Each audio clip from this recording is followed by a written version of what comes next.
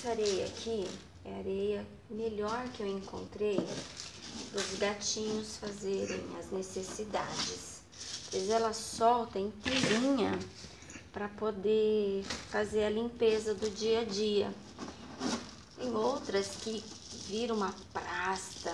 Essas não, saem as pelotas certinhas e fica muito melhor para fazer a limpeza. Ó, descola inteirinha da vasilha.